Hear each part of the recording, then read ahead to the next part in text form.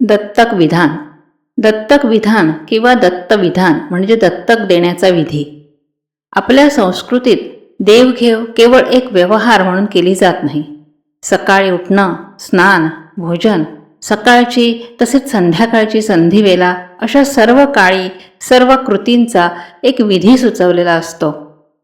या विधीत काही अत्यंत अर्थपूर्ण असे मंत्र असतात आणि त्याला योग्य अशा कृती असतात. षोडशोपचारी पूजा हे याचं उत्तम उदाहरण आहे.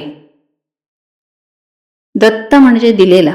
अपत्यहीन दाम्पत्यानं त्यांना योग्य वाटेल असं मूल दत्तक घेणं, अर्थातच त्या मुलाच्या आईवडिलांनी आपल्या मुलाला देणं ही सर्व संबंधितांसाठी महत्त्वाची घटना असते. म्हणून त्याचा योग्य असा विधी केला जातो. पूज्य गोंदवलेकर महाराजांचा आवडता दृष्टांत आहे. ज्यावेळी दत्तक विधान विधी संपन्न होत असतो त्यावेळी त्या बाळाला किंवा छोट्या मुलाला जाणीवही नसते की आपण केवढ्या मोठ्या संपत्तीचे धनी झालो आहोत. पण कागदोपत्री तो दत्तक पित्याच्या संपत्तीचा वारस बनतो. अधिक मासात असं कायदेशीर दत्तक घेण्याबद्दल अजिबात सुचवायचं नाहीये, पण मुलांना दत्तक घ्यावं हे मात्र आवर्जून सुचवायचंय. आपल्या आर्थिक परिस्थितीनुसार एखादं अर्भकालय, अनाथालय किंवा परिसरातील साधी शाळा, अगदी आपली मोलकरीण, इतर नोकर यांच्या मुलांनाही दत्तक घ्यायला हरकत नाही.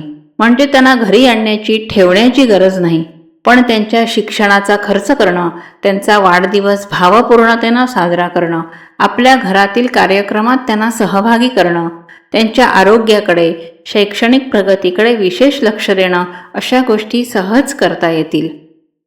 सहकारी वसाहतीतील कुटुंबांनी एकत्र येऊन जवळील मंदिरं, सार्वजनिक स्थानं, उदाहरणार्थ उद्यान यांना दत्तक घेणं. प्रत्यक्ष श्रमदान केलं तर चांगलंच, नाहीतर या स्थळाची स्वच्छता, निगा यासाठी पैसे देऊन व्यवस्था करणं असं दत्तक विधान समाजाला उपकारक आणि स्वतःला धन्य बनवणारं असेल. गोशाळेतील गायी, भटकी कुत्री, मांजरं यांच्यासाठी काही ठिकाणी कोंडवाडे असतात. त्यांच्याशी संपर्क साधून एका प्राण्याचा महिन्याचा खर्च किंवा व्यवस्था करणं हे दत्तक विधानच आहे. भले त्याला विधी नसला तरी चालेल, पण अनाथाश्रम, महिलाश्रम, गोशाळा इथं कोणाला दत्तक घेतलं तर त्या ठिकाणी असं साधा पण हृदयस्पर्शी विधी मुद्दाम केला जातो. या निमित्तानं फोटो, सेल्फी अशा गोष्टी येतात आणि इतरांना प्रेरणा मिळते.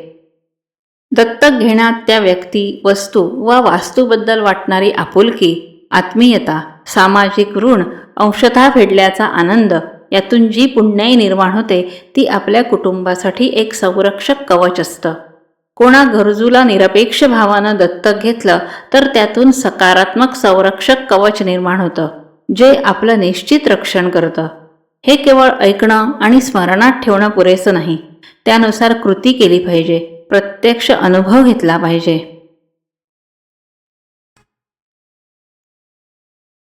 षड्विध शुचिता.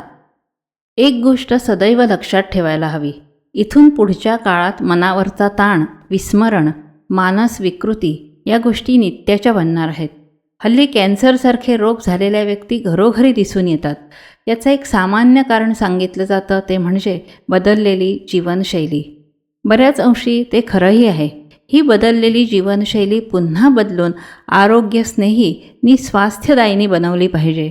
यासाठी जीवनाकडे पाहण्याची नि ते आनंदात जगण्याची दृष्टी बदलावी लागेल. ती कशी बदलायची?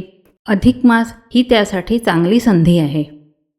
सध्याची जीवनशैली मुख्यतः देहभोगप्रधान बनली आहे. रोज अनेकानेक उपभोगाच्या वस्तू मॉल, सुपरमार्केट आणि ऑनलाईन माध्यमातून आपल्यासमोर अक्षरशः ओतल्या जात आहेत. त्याच्या जोडीला अतिआकर्षक जाहिरातबाजी, निरनिराळ्या तथाकथित सवलत योजना, कोणतीही वस्तू अगदी घरसुद्धा EMIनं खरेदी करता येतं. जोडीला क्रेडिट कार्डसारख्या बँकांच्या जाळ्यात पकडणाऱ्या योजनाही आहेत. या मायावी मोहिनी शक्तींच्या चक्रव्यूहात बहुसंख्य जनता अडकली नाही तरच नवल. यातून बाहेर पडण्यासाठी नुसता अभिमन्यूचा महापराक्रम उपयोगी पडत नाही, तर अर्जुनासारखी सव्यसाची धनुर्विद्या आणि कृष्णासारखं चातुर्य प्रभावी ठरतं.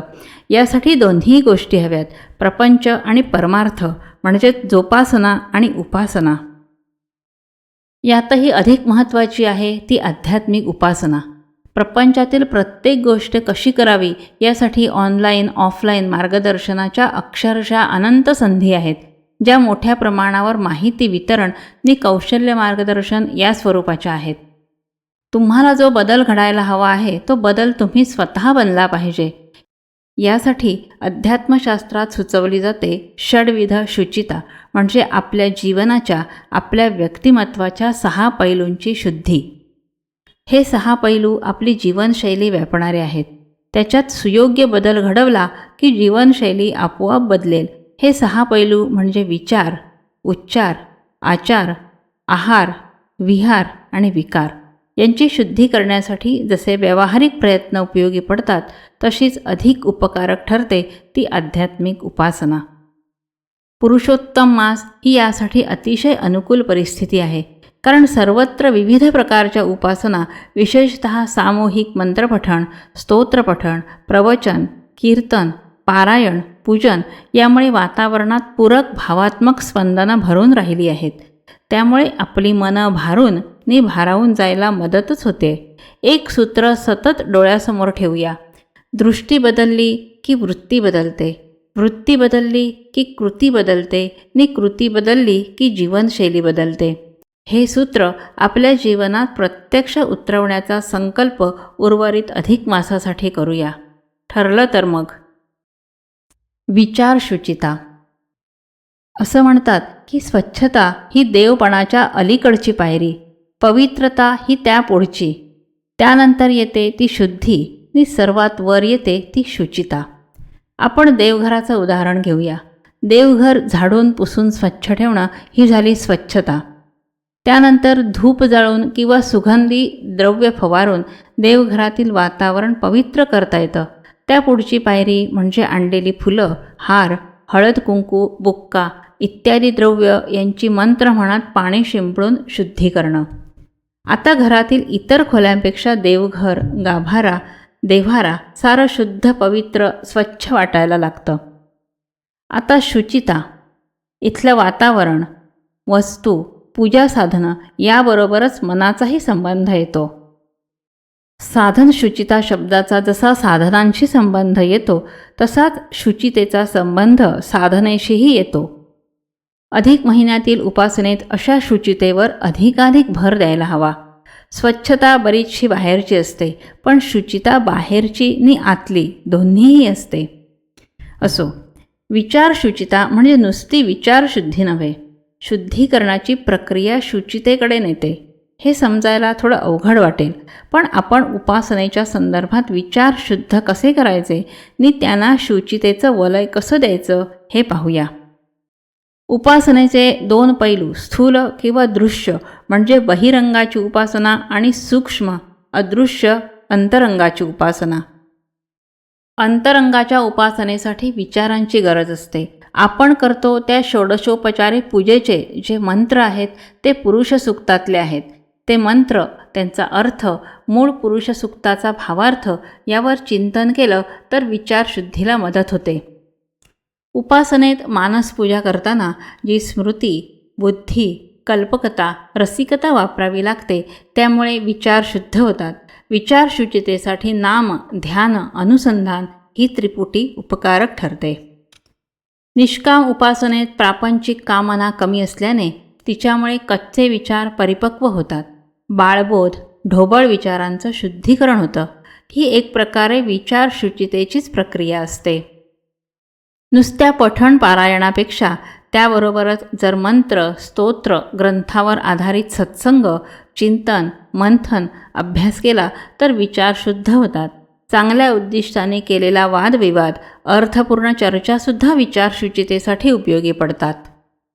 एकूण उपासनेचं आणि उपासकाचं आध्यात्मिक तेज आणि प्रभाव वाढवण्यासाठी विचारशुचिता अतिशय उपयोगी पडते. उच्चारशुचिता. कोणतंही कार्य पूर्ण तळमळीनं किंवा समर्पणशीलतेने करायचं असेल तर आपण म्हणतो तन मन धनपूर्वक किंवा काया वाचा मने. गोस्वामी तुलसीदास अनेक ठिकाणी, विशेषतः हनुमान चालिसा या प्रभावी स्तोत्रात म्हणतात, मनक्रम वचन म्हणजे मनःपूर्वक, क्रम म्हणजे कर्म, कोणतंही कर्म करताना, वचन म्हणजे वाचेनं किंवा वाणीनं व्यवहार करताना नामस्मरण करा. समर्थांचे या संदर्भात शब्द आहेत, तनु मनु जीवे वित्ते प्राणे. या सर्वात वचन, वाचा, वाणी, भाषा यांचा समावेश आहे. म्हणजेच सर्व भाषिक व्यवहारात ईशस्मरण राखलं पाहिजे. यामुळे उच्चार शुचिता सहज साधेल.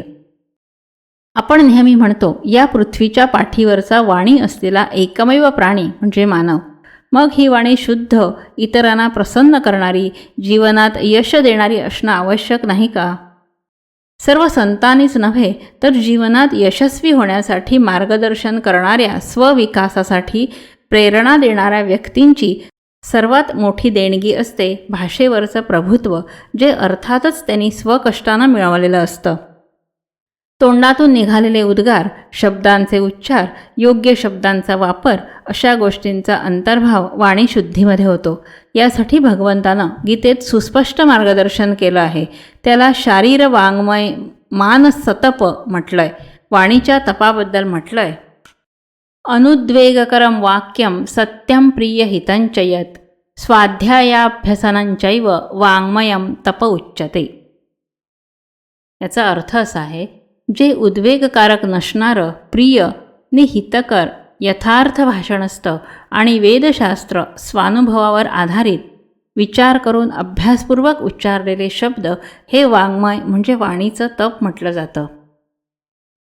दुसऱ्याचं मन दुखावेल असं कधी बोलू नका, कारण प्रत्येकाच्या मनामध्ये ईश्वराचा किंवा सद्गुरूंचा निवास असतो. त्याचप्रमाणे दुसऱ्याला आवडेल नि ज्यात त्याचं हित असेल अशा रीतीनं बोलण्याचा निश्चय करूया.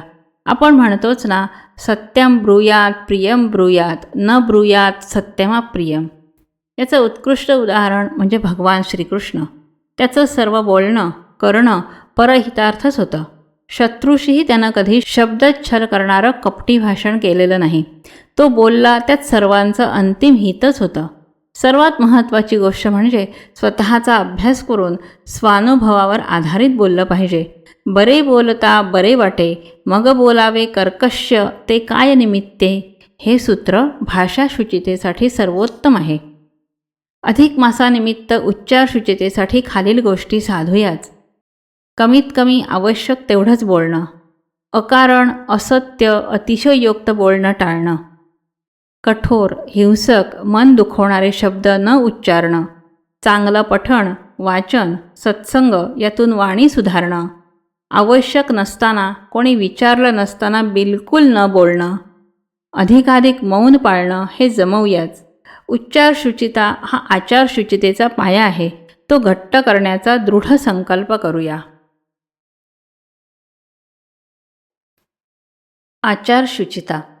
विचार, उच्चार, आचार हा एक क्रम आहे. दृष्टी, उक्ती, कृती यांच्यात सुधारणा करून त्यांना शुचित्व प्राप्त करून देणं हे आपलं खरं कर्तव्य आहे.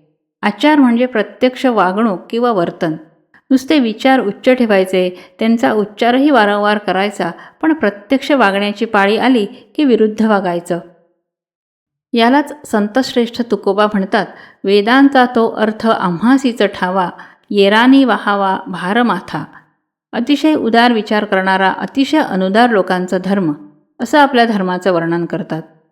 त्यावेळी हेच म्हणायचं असतं, एकोहम बहुस्याम प्रजायेय.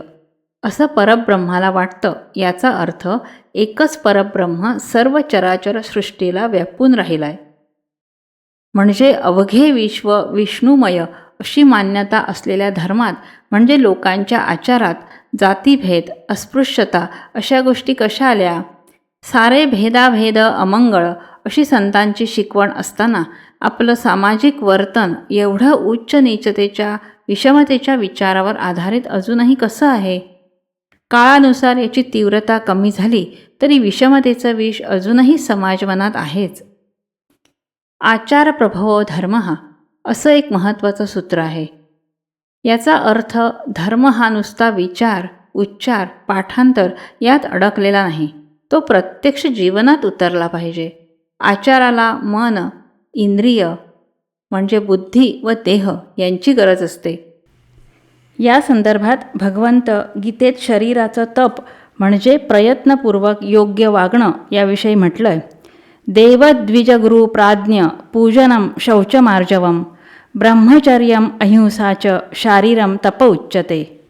देव, ज्ञानी लोक, गुरुस्थानी असणारी वडीलधारी मंडळी यांचा आदर करणं, सेवा करणं, त्याचप्रमाणे पवित्रता, सरलता, ज्ञान, तेज, शक्ती संपादन करणं, कोणाचं शरीर तर सोडाच मनही न दुखवणं, हे शारीरिक तप म्हणजे योग्य आचरण सांगितलं जातं.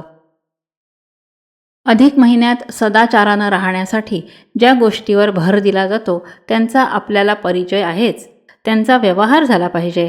अशा गोष्टी म्हणजे संकल्पपूर्वक नामजप, पारायण, उपासना, शिवाय दान, व्रत, उघड्या डोळ्यांनी म्हणजे केवळ अंधभक्तीनं नव्हे असं केलेलं तीर्थाटन, उपवास, अशा गोष्टीमुळे आपला आचार शुद्ध, वागणं आदर्श व्हायला हवं. खरं तर असा आचार नेहमीच हवा, पण अधिक मास, चातुर्मास अशामुळे प्रत्यक्ष जगण्याची स्फूर्ती मिळते. यासाठी हवा निश्चय, निर्धार आणि निग्रह. निग्रह आला की सद्गुरूंचा अनुग्रह झालाच म्हणून समजावं. एक लक्षात ठेवावं, ही गोष्ट क्षणात किंवा 2 मिनिटात होत नाही. यासाठी हवी तपश्चर्या आणि एक तप म्हणजे 12 वर्ष. आहार शुचिता. डोळ्यासमोर आणा तो महाभारतातला प्रसंग. युद्ध अटळ झाल्यावर दुर्योधन आणि अर्जुन दोघेही श्रीकृष्णाला आपल्या बाजूला आणण्यासाठी गेले. दोघांना काही देण्यापूर्वी श्रीकृष्ण म्हणाला, एका बाजूला विशाल महापराक्रमी यादव सेना, तर दुसऱ्या बाजूला मी स्वतः, पण संपूर्ण युद्धात हातात शस्त्र न धरणारा. त्यावेळचे त्याचे प्रसिद्ध उद्गार, न धरी शस्त्र करी मी, गोष्टी सांगेन युक्तीच्या चार. दुर्योधनानं व्यावहारिक विचार करून यादव सेनेची निवड केली. अर्जुनानं त्याचा जीव की प्राण असा कृष्ण निवडला. आता या 4 युक्तीच्या गोष्टी कृष्णानं केव्हा आणि कुणाला सांगितल्या? याचं एक उत्तर, युद्धपूर्व अर्जुनाची विषादावस्था म्हणजे मनोबल खचवणारी अवस्था घालवण्यासाठी जीवनाच्या सर्व अंगांना स्पर्श करणारी जी गीता सांगितली, त्यात अनेक ठिकाणी 4 महत्त्वाच्या गोष्टी सांगितल्या आहेत. त्या जरी एकत्र करून म्हणजे ते श्लोक एकत्र करून एक लघुगीता तयार केली तर सर्वांच्या जीवनासाठी सार्वकालीन मार्गदर्शन मिळेल. अशी एक चतुःसूत्री मनस्संयम किंवा ध्यानयोग या अध्यायात सांगितली आहे. युक्ताहार विहारस्य युक्तचेष्टस्य कर्मसु युक्तस्वप्नावबोधस्य योगो भवति दुःखः. दुःख नष्ट करून तन मन स्वास्थ्य देणारी जीवनपद्धती 4 पैलूंची आहे. युक्त म्हणजे यथायोग्य, नेमस्त आहार, विहार, निद्रा व जागृती, प्रयत्न. युक्त आहार हा आरोग्यदायी असतोच, तसाच तो शुद्ध पवित्रही असायला हवा. पूर्वी ऋषीमुनींचा आहार असा असल्याने ते दीर्घायुषी आणि आरोग्यवान होते. हे सूत्र सांगणारा श्रीकृष्ण स्वतः 125 वर्ष जगला. गीतेच्या 17व्या अध्यायात श्लोक 8, 9, 10 यामध्ये सात्विक, राजस, तामस आहाराचं आजही उपयोगी पडेल असं अप्रतिम वर्णन आहे. संतुलित, सकस, पुष्टिकारक आहाराविषयी आपल्याला सविस्तर माहिती आहेच. अडचण आहे ती माहिती व्यवहारात आणण्याची, आणि आणली तर त्यात सातत्य न राखण्याची. काही महत्त्वाची आहारसूत्र सांगता येतील. अधिक मासातील आहार व्रत म्हणून करायला हे काहीच हरकत नाही. शक्यतो कच्चा, कमीत कमी संस्कार केलेला म्हणजे जहाल फोडणी न दिलेला आहार करणं. कोशिंबिरी, सॅलड, पचडी यासारखे ताजे स्वच्छ पदार्थ अधिकाधिक खाणं. तीव्र, तीक्ष्ण मसाल्यांचा वापर कमीत कमी करणं. शक्यतो बाहेरील पदार्थ न खाणं आणि बाहेरून खाद्यपदार्थ न मागवणं. तसेच इन्स्टंट, फास्ट किंवा जंक फूड केवळ जिभेला बरं वाटतं म्हणून सेवन न करणं. नाश्ता, सकाळ संध्याकाळचं भोजन नीट नियोजन करून बनवणं. आहारात फळं, फळांचे रस, ताक, दूध शक्यतो आग्रहपूर्वक समाविष्ट करणं. तसेच निग्रहपूर्वक काही खाद्यपदार्थ ठराविक कालमर्यादेसाठी वर्ज्य करणं. यातली एकही गोष्ट आपल्याला माहीत नाही असं नाही. तरीही उर्वरित अधिक मास, चातुर्मास या काळात असे आहार प्रयोग किंवा आहार संहिता आचरणात आणून पाहावी. एक भद्र व्रत म्हणून. आपण खातो त्यानुसार आपले विचार बनतात आणि विचारानुसार आपण बनतो. याचा अर्थ तामस म्हणजे मसालेदार चमचमीत तळलेलं अन्न खाणाऱ्या व्यक्तीचे आचार विचार तामस बनतात. हे आपल्याला व्यवहारात आपल्या आजूबाजूला दिसून येतं. सर्वेंद्रियांच्या आहारालाही हा नियम लागू पडतो. आहाराबद्दल एक मजेदार वाक्य आहे, कमी खाल तर जास्त खाल. कमी आहार हा आरोग्याला उपकारक असतो. आरोग्यावर आपलं जीवन अवलंबून असतं, म्हणून नेहमी कमी खाल तर आरोग्य आयुष्य वाढून एकूण आयुष्यात आपण अधिक खाऊ शकू. काहीही असो, आहार विचार हा आपल्या जीवनाला व्यापणारा एक महत्त्वाचा विचार आहे. विहार शुचिता. एका आध्यात्मिक शिबिरात सायंकाळी 1 तास विहार सत्र असे. काय अपेक्षित असे या सत्रात? फिरायला जाणं, पाय मोकळे करणं, इंद्रिय देह अवयव शिथिल करणं, निसर्ग निरीक्षण, वृक्षवल्लींशी संवाद, वाहणाऱ्या ओढ्यात पाय सोडून बसणं, आकाश वारा कलणारी उन्हं, झुळझुळणारं पाणी, अनवाणी पायांनी मातीच्या रस्त्यावर चालणं, अशी पंचमहाभूतांशी मैत्री करणाऱ्या अशा अनेक प्रकारच्या कृती या विहार सत्रात करणं अपेक्षित असे. विहारामध्ये शरीर मनाचा योग साधायचा असतो. एरवी कामानं नको त्या विचाराने शिणलेली ताणलेली मनं ताजीतवानी हलकी मोकळी होतात विहारामुळेच. मोकळ्या मनाबरोबरच मोकळा वेळ विहाराला हवा. म्हणूनच म्हणतात, विहार ही आत्मविकसनासाठी शुद्ध आनंद प्राप्तीसाठी सुवर्ण संधी असते. आज आपण मोकलो आहोत का अशा विहाराला? गीतेत भगवंत आहारासारखंच विहारासाठी मार्गदर्शन करतात. युक्ताहार विहार, योग्य प्रकारचा योग्य प्रमाणातला विहार म्हणजे विश्रामकाल, विश्रांती. याला आणखी सोपा शब्द आहे विसावा, विरंगुळा. आजच्या धकाधकीच्या जीवनात या गोष्टी अशक्य नाही आहेत, पण आपण त्या उगीचच अवघड करून ठेवल्या आहेत. गच्च वेळापत्रक मन गच्च भरून टाकतं. म्हणून सध्या वेळापत्रकाची पुढची पिढी म्हणून कृतीपत्रकाचा वापर करतात, म्हणजे ऑर्गनायझर. यात वेळेनुसार करावयाची कृती असते. विशेष म्हणजे अशा कृतीपत्रकात 2-3 कृतींनंतर विश्राम असतो. कोणतीही कृती न करता मनाला विश्रांती देणं हा या मोकळ्या वेळाचा उद्देश असतो. यामुळे थकवा कमी नि कामाची प्रतही सुधारते. शिवाय अशा मोकळ्या अवकाशामुळे मुक्तपणे जगण्याची, छंद जोपासण्याची, नवी कला कौशल्य हस्तगत करण्याची संधी मिळते. विहार हा खरं तर आपला जन्मसिद्ध अधिकार आहे. बऱ्याच वेळी आपणच आपल्याला तो द्यायचा असतो. यातूनच मनोरंजन, मनोविनोदन हा शिक्षणाचा, आधुनिक मानवाच्या जीवनाचा महत्त्वाचा घटक बनला. वाचन म्हणजे रीडिंग, लेखन म्हणजे रायटिंग नि गणित म्हणजे ॲरेथमेटिक. या 3 R नंतर रिक्रिएशन हा चौथा घटक मानलाय. ही केवळ स्वस्थ करमणूक नसून दमल्या भागल्या व्यक्तीचं नूतनीकरण, नवा उत्साह, नवा उल्हास, नवी ऊर्जा देणारी, नवनिर्मिती करणारी प्रक्रिया आहे. जो याचा लाभ घेईल तो भाग्यवान. अधिक मासानिमित्त युक्त विहार म्हणजे योग्य विश्राम, विरंगुळा, संचार करण्यासाठी काही उपक्रम सुचवता येतील. निसर्ग भ्रमण म्हणजे संथ शांत चालणं, संगीताची आराधना, गायन वादन इत्यादी. छंद विकास, बागकाम, वाचन, पानं फुलं वनस्पती, साधं गवत यांचं निरीक्षण, दुर्बीण इत्यादी साधनातून निरीक्षण करणं. नुसतं डोळे मिटून श्वासाकडे लक्ष देत मौन स्वस्थ बसून राहणं हाही युक्त विहारच आहे. स्वतःशी संवाद साधून स्वतःच्या आत उतरून आत्मस्वर समाधी साधणं हे सातत्यानं केलेल्या नित्य विहारामुळेच शक्य होतं. बघूया आपण अनुभव घेऊन. विकार शुचिता. आपण षड्विध म्हणजे 6 पैलू असलेली उपासनेसाठी, आनंदी जीवनासाठी आवश्यक असलेली शुचिता यावर सहचिंतन करत आहोत. विचार, उच्चार, आचार, आहार, विहार हे 5 पैलू. आजचा 6वा पैलू विकार शुचिता. विशेष म्हणजे अविकार, निर्विकार अशा सच्चिदानंद परब्रह्माचा अनुभव घेण्यासाठी प्रथम विकार शुद्ध केले पाहिजेत. ही शुद्धीकरणाची प्रक्रिया म्हणजेच आध्यात्मिक उपासना.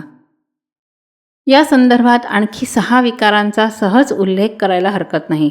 या जीवाच्या म्हणजे व्यक्तीच्या तसेच इतर सजीवांच्या अस्तित्वाच्या 6 अवस्था म्हणायला हरकत नाही. अस्ति म्हणजे असणे, जायते म्हणजे जन्मणे, वर्धते म्हणजे वाढणे, विपरिणमते म्हणजे बदल होणे, अपक्षीयते म्हणजे क्षय किंवा ऱ्हास होणे, विनश्यती म्हणजे नष्ट होणे. हे देहाच्या पातळीवरचे विकार झाल्यावर पुन्हा जन्ममृत्यूचे चक्र सुरू राहण्यासाठी पुन्हा जीव अस्ति म्हणजे आत्मा जसा असतोच असतो जोपर्यंत जीवात्मा म्हणून तो पुढचा जन्म घेत नाही, हे चक्र मुक्ती मिळेपर्यंत चालू राहतं, असा कर्मसिद्धांताचा एक भाग म्हणून वर्णन केला जातो. असे अगदी मूलभूत सिद्धांत सिद्धही करता येत नाहीत आणि असिद्धही करता येत नाहीत, ज्यानं त्यानं आपण विचार करावा. उपासनेसाठी विकारशुचिता अत्यावश्यक आहे. आपण ज्यांना षड्रिपू म्हणतो ते प्रत्यक्षात विकारच आहेत. काम, क्रोध, लोभ, मोह, मद, मत्सर यात या सर्वांचा मुकुटमणी अहंकार जोडायला हवा. या प्रत्येक विकारावर विजय मिळवण्यासाठी खूप प्रयत्न करावे लागतात. प्रत्येक विकारासाठी विशेष उपाय योजावे लागतात. म्हणून हा विषय तसा महत्त्वाचा असला तरी खूप व्यापक आहे. सर्वसाधारण रूपरेषा उर्वरित अधिक मासात आणि चातुर्मासात विशेष तीव्रतेनं करण्यासाठी काही समान उपाय सुचवता येतील. उदाहरणार्थ, जागृत राहून निदान विकाराचा आविष्कार झाल्यानंतर लगेच आपल्या विकारयुक्त वर्तनाचा रिवाइंड, रिप्ले या पद्धतीनं आपण मागे जाऊन विचार केला पाहिजे. आपण विकाराच्या आहारी कोणत्या परिस्थितीत पडलो, त्यावेळी आपली मनस्थिती कशी होती यावर चिंतन करणं अत्यावश्यक आहे. या प्रयोगाचा वारंवार अनुभव घेतला तर विकारमुक्तीसाठी खूप उपयोग होतो. विकाराला वश होत असताना त्याच्याशी संबंधित व्यक्ती, स्थान, कृती, विषय यात बदल केला तर त्याचा खूप उपयोग होतो. संत म्हणतात, विकार प्रबळ होता स्थल त्याग करावा म्हणजे इतर सर्व बदलेल. विशेषतः काम म्हणजे कोणतीही प्रबळ कामना, क्रोध म्हणजे अनावर राग, लोभ म्हणजे अतिलालच या तिघा विकारांना भगवंतांनी नरकाची 3 दारं म्हटलंय. त्यातून न जाणंच हितावह आहे. अंतरंगीच्या उपासनेवर मौन, श्रवण, वाचन, मनन, चिंतन, ध्यान, नाम, अनुसंधान यावर अधिकाधिक भर द्यावा. हे बिलकुल अवघड व अशक्य नाही, पण केल्याने होत आहे रे, आधी केलेची पाहिजे. एक नित्योपासना सातत्यानं करावी. ओंकार 3 मिनिटं, श्वासात लय व नियंत्रण, स्वतःविषयी निवेदन, आर्त उत्कट प्रार्थना, स्वयंसूचना, सदैव सकारात्मक भावात्मक चिंतन, भावी घटनांची उज्ज्वल चित्र पाहणं आणि त्यांची मनोमन उजळणी करत राहणं. विकारांच्या शुचितेसाठी स्वतःला शाबासकी देत म्हणणं, यशस्वी भव, विजयी भव.